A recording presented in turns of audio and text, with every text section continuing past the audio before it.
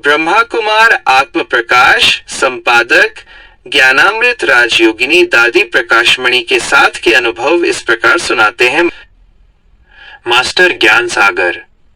प्यारी दादी जी, बाबा की अनन्य रत्न मुरब्बी बच्चा तो थी ही, परंतु पुरुषार्थ करते करते हमारे देखते देखते वे बाप समान बन गईं। आप कहेंगे कैसे? देखिए प्यारे बाबा गुणों के सागर हैं, वे ज्ञान के सागर हैं। दादी जी में भी ज्ञान कूट कूट कर भरा हुआ था। बाबा ने उनको चुना जापान में शांति का संदेश देने के लिए। उनमें वो योग्यता थी कि आत्माओं के प्रश्नों के उत्तर दे सके, उन्हें संतुष्ट कर सके। सारा जीवन वे ज्ञान रत्न बांटती रहीं। अंत में भी उनके प्रश्न उत्तर हम सभी ने पढ़े हैं। कितने सारगर्भित उत्तर वे अस्वस्थ शारीरिक हालत में भी देती रही हैं। उनमें ज्ञान की पराकाष्ठा थी। वे मास्टर ज्ञान सागर थीं। प्यारे बाबा पवित्रता के सागर हैं, तो दादी जी ने भी सारे जीवन में कभी झूठ तक नहीं बोला। ये किसकी निशानी है? असीमित पवित्रता की। झूठ भी नहीं बोला, अन्य बातें तो दूर की रहीं। यह बहुत बड़ी आश्चर्यकारी धारणा है। सबके लिए सुखदायिनी पवित्रता के बल से त्वचा और चेहरा चमकता है। दादी जी का चेहरा अंत तक प्रकाश की किरणें विकीर्ण करता रहा। प्यारे बाबा शांति के सागर हैं। 50 वर्षों के सान्निध्य में हमने कभी दादी को अशांत उदास नहीं देखा, सदा मुस्कराते हुए देखा। बाबा प्रेम के सागर हैं, तो दादी जी भी प्रेम की देवी थीं। भगवान सुख के सागर हैं, तो दादी जी सदा सबके लिए सुखदायिनी थी।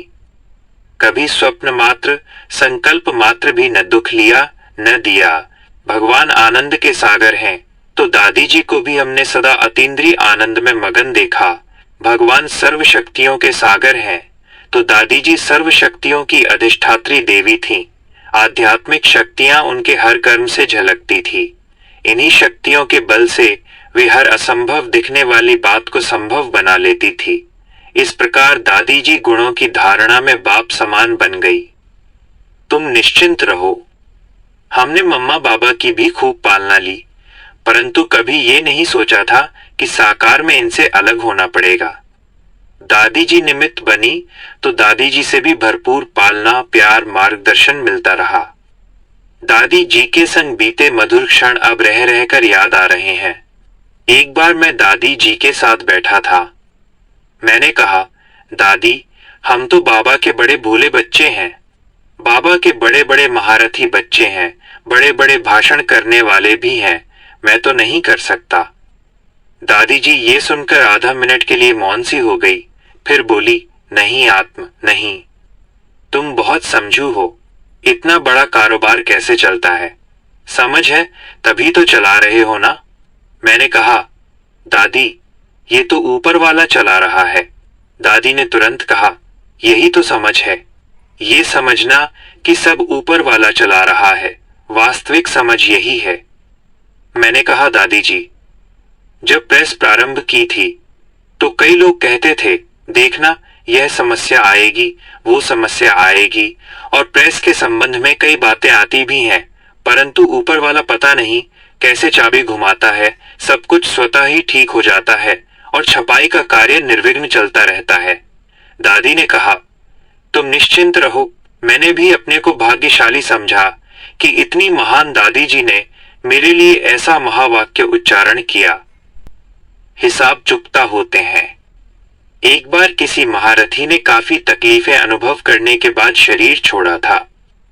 मैंने कहा, दादी बाबा करे हम ऐसी तकलीफ सहन करके न जाएं, ऐसा पुरुषार्थ और सेवा करने के बाद भी तकलीफें आती हैं तो अच्छा नहीं लगता।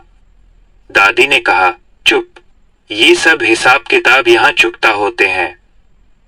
बाबा ने कहा है, पालिश होती है। जन जन के हिसाब किताब, लेन देन अगर यहाँ चुकता हो जाएगा तो धर्मराज के सामने उसे सलाम भी करने की जरूरत नहीं पड़ेगी और ही धर्मराज उसको सलाम करेगा। मैंने कहा, दादी हम तो बैठे बैठे उड़ जाना चाहते हैं। दादी ने कहा, शरीर से न्यारे होने का पुरुषार्थ करो तो ऐसा भी हो सकता है, अर्थात ये भी संभव है। बिन मांगे सब देने वाली। प्रेस में जो भी चीजें छपती थीं, उन्हें दिखाने में अक्सर दादी जी के पास जाता था। चित्र, पत्रिका, पुस्तकें छपती ही रहती थीं और इनके कारण बार बार दादी जी के सम्मुख जाना होता ही था। जब पत्रिका ज्ञानामृत लेकर जाते थे तो चित्र, लेख आदि सब बहुत ध्यान से देखती थीं और हमेशा पूछती थी कि कितनी पत्रिकाएं छपती हैं। उस समय संख्या 1,60,000 थी। जब मैं ये संख्या बताता था तो बहुत प्रसन्न होती थीं। फिर एक पत्रिका का खर्च और उस पर बचत का भी पूरा हिसाब पूछती थी। इस प्रकार साहित्य के संबंध में उनकी अमूल्य मार्गदर्शन और प्रोत्साहन मिलता रहता था। कारोबार में उनकी दिलचस्पी देखकर हमारा उमंग द्विगुणित हो जाता था। बिन मांगे दादी जी सभी सुविधाएं प्रदान करती थीं। हमारे पास पहले बाइंडिंग के लिए अलग से स्थान नहीं था। एक ही जगह छपाई, बाइंडिंग आदि होती थी। दादी जी एक बार मशीन का उद्घाटन करने आईं। जब दादी ने देखा कि जगह कम है और कारोबार बहुत विस्तृत, तो स्वयं ही बाइंडिंग के लिए एक पूरा हॉल प्रदान कर दिया। हमारे बिना कहे हर सुविधा प्रदान करने में दादी जी हमेशा पूरी मददगार बनकर रहती थीं। दादी जी के वरदानी बोल आज जीवन का आधार बनकर इसे निर्विघ्न आगे बढ़ा रहे हैं और आगे भी बढ़ाते रहेंगे। दादी जी की गुणमूर्त छवि अव्यक्त होते भी साकार की भांति दिल में समाई हुई है और प्रेरित उत्साहित कर रही है। अगर आपको यह वीडियो अच्छा लगा हो तो चैनल को सब्सक्राइब जरूर करें और भी ऐसी वीडियो देखने के लिए ऊपर दिए गए बॉक्स को क्लिक करें।